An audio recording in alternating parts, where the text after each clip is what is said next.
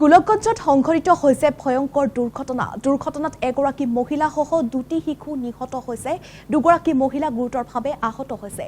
নিহত চাহেৰা বিবি 8 বছৰীয়া, সুৰাইনা পাৰভিন আৰু 40 দিনীয়া শিশু জেহান ৰহমান। জানিব পৰা মতে ছাগলীয়াৰ পৰা ধুবুৰী অভিমুখে AS17L 0852 নম্বৰৰ 4চকীয়া হুণ্ডাই বাহনে গোলকগঞ্জৰ বিৰাট নগৰৰ চাৰিআলিত একাংশ পথচাৰীক তীব্ৰ গতিত খুন্দা মাৰে। ফলত এগৰাকী মহিলাসহ দুগৰাকী শিশু নিহত হয়।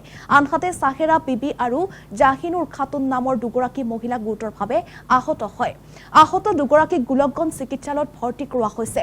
পথ দুৰ্ঘটনাক কেন্দ্ৰ কৰি সৃষ্টি হয় উত্তপ্ত পৰিস্থিতিৰ। উত্তেজিত ৰাইজে 17 নং ৰাষ্ট্ৰীয় ঘাইপথ অৱৰোধ কৰে যদিও ঘটনাস্থলীত গোলকগঞ্জ আৰক্ষী উপস্থিত হৈ পৰিস্থিতি নিয়ন্ত্ৰণ কৰে।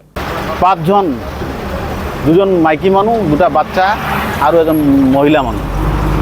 ইয়াতে এনফৰ্চমেণ্ট যোনটা আছে MBI, সিহঁতে ইয়াতে কালেকশ্যন মানে আৰম্ভ কৰিছে। গাড়ীৰ পৰা ডাম্পাৰৰ পৰা টকা উঠাই আছিলে, ডাম্পাৰ ৰখিও আছিলে। এই ডাম্পাৰ আৰু এনফৰ্চমেণ্টৰ গাড়ীৰ কাৰণে আজি এই দুৰ্ঘটনা এক্সিডেণ্টটো হ'বলগীয়া হৈছে ইয়াতে। তো আমি আপোনালোকৰ জৰিয়তে বিভাগীয় কৰ্তৃপক্ষ তথা চৰকাৰক আমি জনাব বিচাৰিছোঁ যে এই আমাৰ নেশ্যনেল হাইৱেত এই টাৰ্ণিংখনত মনসা মন্দিৰত স্পীড ব্ৰেকাৰৰ ব্যৱস্থা কৰিব লাগে। 2 নম্বৰ কথা, ইয়াত প্ৰায় এক্সিডেণ্ট হৈ থাকে। এই দুৰ্ভোগীয়া মানুহবিলাক আজি স্পট 3জন, 2টা বাচ্চা আৰু এটা মাইকী মানে স্পট ডেথ হৈছে, মৃত্যুবৰণ কৰিছে এতিয়ালৈকে আমি শুনিব পাৰিছোঁ। তো গতিকে এই পৰিয়ালবৰ্গলৈ চৰকাৰে যাতে কিবা অনুদান আৰ্থিক সাহায্য যাতে প্ৰদান কৰে সেইটো আমি চৰকাৰক অৱগত দৃষ্টিগোচৰ কৰাৰ কাৰণে আবেদন জনাইছোঁ।